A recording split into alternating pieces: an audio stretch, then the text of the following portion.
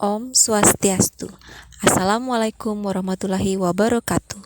Salam sejahtera untuk kita semua. Salam bahagia. Pada kesempatan ini, kami dari kelompok 1 akan menyampaikan tugas ruang kolaborasi modul 1.4 tentang budaya positif. Adapun anggota kelompok kami yaitu yang pertama, I Gusti Agung Ayu Priyanti Antari, kedua, Putu Ayu Pratnya Puspita, ketiga, Luseni Udiana Utami, dan keempat, Suyanto.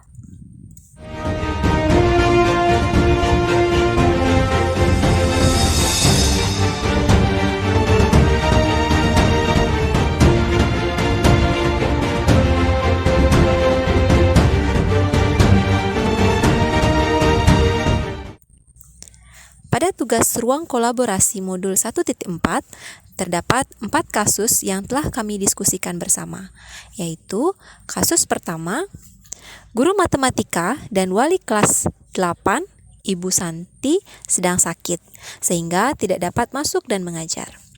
Akhirnya dicarikanlah guru pengganti, yaitu Ibu Eni. Ibu Eni baru 2 tahun menjadi guru SMP. Vivi, Natali. Vi, nanti kita jalan. Jalan yuk. Jalan-jalan kemana Nat? Nongki di Migacoan. Ayolah tugasnya dikerjakan. Nanti ibu ditegur bapak kepala sekolah kalau kalian tidak kerjakan tugas. Tolong bantu ibu ya. Ah ibu. Santai saja bu. Hahaha. Wakakakakakak. Dalam kasus di atas, langkah-langkah restitusi apa saja yang sudah dijalankan oleh Ibu Santi? Berdasarkan hasil diskusi kelompok kami, dari tindakan yang telah dilakukan, Ibu Santi telah melakukan 3 tahapan pada segitiga restitusi, yaitu yang pertama, menstabilkan identitas. Terlihat dari tanggapan Ibu Santi kepada Vivi dan Natali bahwa tindakan mereka boleh saja dilakukan bila mereka sungguh-sungguh ingin meminta maaf. Kedua, validasi tindakan yang salah. Di sini terlihat ketika Ibu Santi menanyakan kembali kepada Vivi dan Natali apa yang mereka bisa lakukan untuk menggantikan rasa tidak dihormati Ibu Santi. Dan ketiga, menanyakan keyakinan. Di sini terlihat dari pertanyaan lanjutan yang diberikan kepada Vivi dan Natali bahwa mereka mengakui perbuatan mereka itu tidak sesuai dengan keyakinan kelas. Pertanyaan lanjutannya adalah, apa yang akan mereka lakukan untuk memperbaiki masalah? Apakah ada gagasan? Berikut adalah pertanyaan kedua, yaitu, menurut Anda, apakah restitusi yang diusulkan oleh Vivi dan Natali sudah sesuai dengan pelanggaran yang telah dibuat? Apakah langkah-langkah restitusi yang telah diusulkan oleh mereka? Langkah restitusi yang dilakukan oleh Ibu Santi telah sesuai, di mana langkah-langkah restitusi yang diusulkan Vivi dan Natali adalah yang pertama, diskusi kelompok dengan teman-teman sekelasnya, di mana tema yang mereka pilih adalah penerapan keyakinan kelas, terutama tentang sikap saling menghormati dan bagaimana penerapannya di kehidupan sehari-hari di sekolah. Kedua, mengirim email kepada Ibu Eni tentang gagasan mereka tersebut. Dan ketiga, memberitahu Ibu Eni bahwa mereka telah memberitahu kepala sekolah Pak Hasan bila lain waktu ada ketiadaan guru, maka mereka akan mengusulkan Ibu Eni sebagai guru pengganti. Pertanyaan berikutnya adalah, dalam kasus di atas, posisi apakah yang telah diambil oleh Ibu Eni dalam menangani Vivi dan Natali? Jelaskan jawaban Anda. Posisi yang diambil oleh Ibu Eni yaitu posisi kontrol sebagai teman, di mana hal ini terlihat dari kata-kata yang diucapkan oleh Ibu Eni. Ayolah, tugasnya dikerjakan, nanti Ibu ditegur Bapak Kepala Sekolah kalau kalian tidak mengerjakan tugas. Tolong bantu Ibu ya. Ketika diberi tugas, Vivi dan Natali menjawab dengan kata-kata yang terdengar santai dan akrab. Jika Anda adalah Pak Hasan, bagaimana Anda menyikapi langkah yang ditempuh oleh Ibu Santi? Jika saya sebagai Pak Hasan, maka Pak, mohon maaf saya terlambat. Apa peraturan sekolah tentang seragam warna sepatu? Iya Pak, sepatu harus berwarna hitam. Ya sudah, kamu sudah melanggar peraturan sekolah. Kamu salah, sudah terlambat, salah pula warna sepatunya. Segera buka sepatumu kalau tidak bisa mengenakan warna sepatu sesuai peraturan. Pak, mohon maaf saya salah. Tidak, kamu telah melanggar peraturan sekolah. Kalau tidak sanggup ambil sepatu di rumah atau diantarkan sepatu ke sekolah, ya sudah kamu tidak bersepatu saja seharian di sekolah. Sekarang copot sepatumu dan silakan belajar tanpa sepatu seharian. Pada kasus kedua, terdapat seorang guru yang menegur siswa karena salah menggunakan sepatu, di mana siswa ini menggunakan sepatu berwarna coklat, sedangkan menurut peraturan, warna sepatu yang digunakan adalah sepatu berwarna hitam. Dalam kasus di atas, sikap posisi apakah yang diambil oleh Pak Lukman? Jelaskan apa indikatornya. Pada kasus tersebut, Pak Lukman mengambil posisi sebagai penghukum. Menghukum secara verbal dapat dilihat dari kalimat yang diucapkan, "Ya sudah, kamu sudah melanggar peraturan sekolah. Kamu salah, sudah terlambat, salah pula warna sepatunya. Segera buka sepatumu kalau tidak bisa menggunakan warna sepatu yang sesuai dengan peraturan." Pak Lukman juga tidak memaafkan dan menghukum dengan menyuruh Sabrina mencopot sepatu dan belajar tanpa sepatu seharian. Secara psikologis, Sabrina merasa malu dan banyak terdiam diri di kelas tanpa alas sepatu. Bila Pak Lukman mengambil posisi seorang manajer, apa yang akan dikatakan?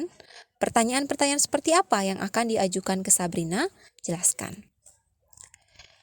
Jika Bapak Lukman mengambil posisi manajer, tentu akan melaksanakan segitiga restitusi. Yang pertama yang dilakukan adalah menstabilkan identitas. Setiap orang pasti pernah melakukan kesalahan, termasuk terlambat. Dan kali ini, kamu salah menggunakan warna sepatu. Tidak ada manusia yang sempurna. Kedua, dapat dilakukan dengan validasi tindakan yang salah dengan mengucapkan, "Saya tahu, kamu pasti punya alasan. Kenapa kamu terlambat? Sampai-sampai kamu tidak menyadari warna sepatumu salah." Selanjutnya adalah menanyakan keyakinan dengan mengucapkan, "Sekarang, coba kaitkan. Apakah tindakanmu hari ini sudah sesuai dengan keyakinan sekolah? Jika belum, apa yang bisa kamu lakukan agar sesuai dengan keyakinan sekolah?" Nilai kebajikan apa yang ingin dituju oleh peraturan harus berwarna hitam? Menurut pendapat kami, sebagai kepala sekolah, tindakan yang dilakukan adalah untuk mewujudkan disiplin demi mewujudkan keseragaman. Bagaimana Anda menyikapi langkah yang diambil oleh Pak Lukman mengenai kasus tersebut? Kira-kira bila Anda adalah kepala sekolah di sekolah tersebut, kami tidak setuju dengan tindakan yang diambil oleh Pak Lukman karena tidak memerdekakan murid dan menghukum murid. Tindakan menghukum akan berdampak secara psikologis. Dalam penyelesaian masalah tersebut, sebaiknya Pak Lukman menggunakan segitiga restitusi untuk menanamkan disiplin positif serta memberikan kesempatan untuk memperbaiki diri secara mandiri dan bertanggung jawab. Fajar coba jawab pertanyaan nomor 3. Maju ke depan dan kerjakan di papan tulis.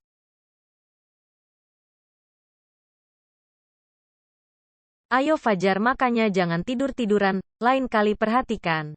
Sudah sana. Duduk kembali. Kira-kira siapa yang bisa? Gimana kamu Fajar? Kamu tidak kasihan sama ibu ya? Ibu sudah capek-capek mengajarkan kamu. Tidak kasihan sama ibu?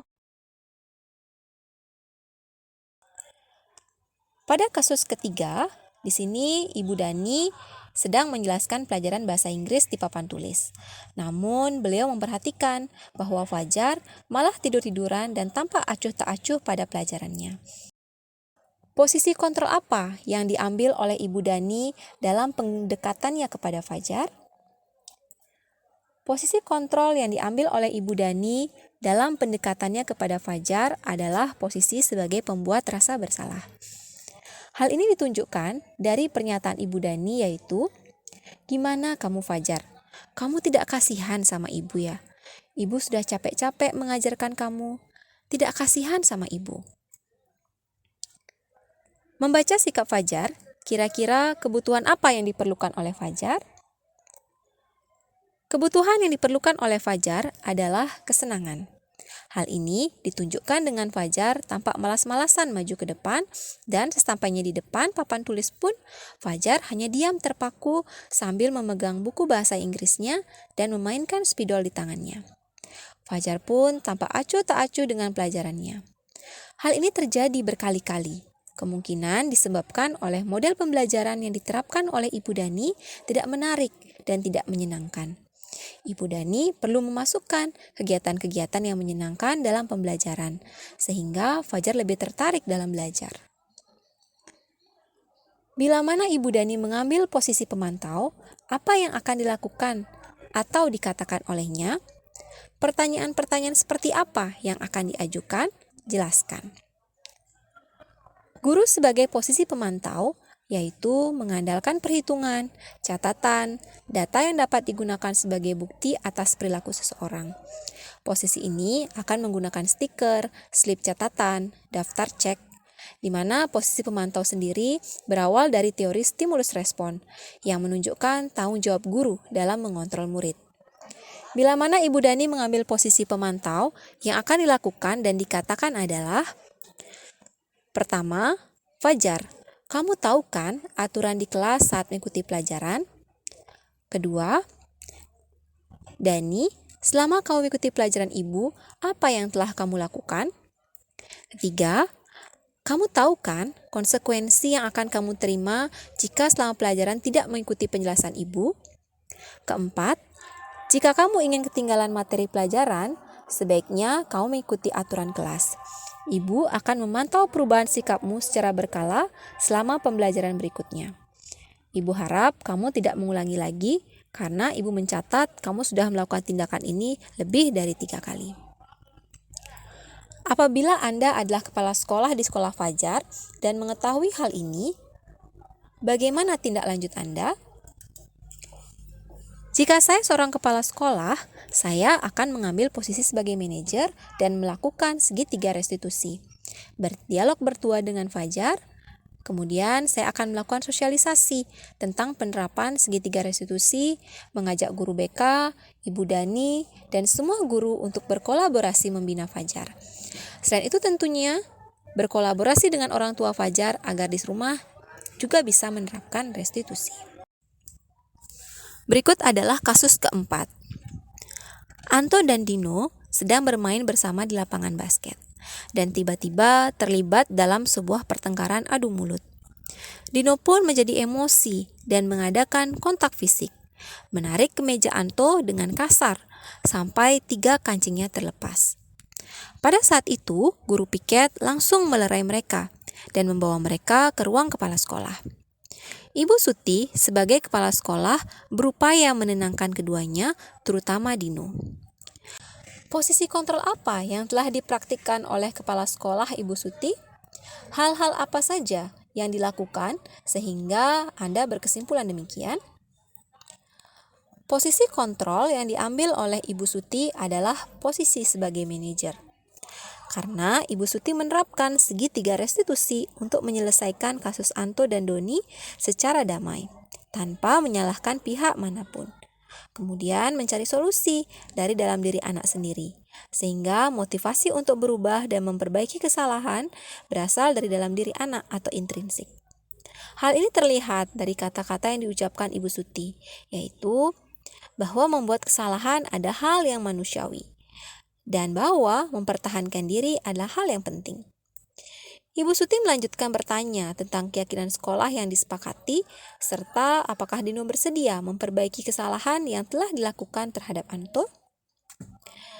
Dalam kasus tersebut, bagaimana Dino dikuatkan dan bagaimana Anto dikuatkan oleh Ibu Suti?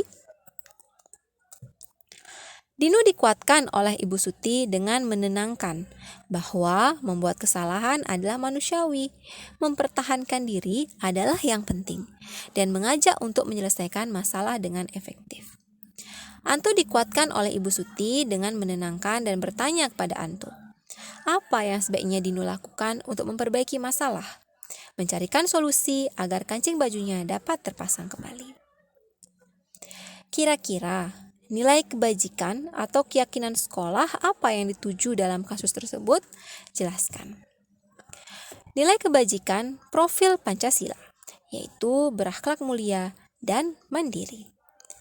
Berakhlak mulia seperti bersabar, menghargai orang lain, dan bertanggung jawab. Dan nilai kemandirian, di mana di sini Dino belajar menjahit dan memperbaiki kemeja Anto. Demikian yang dapat kami sampaikan. Mohon maaf apabila terdapat kata-kata yang kurang berkenan.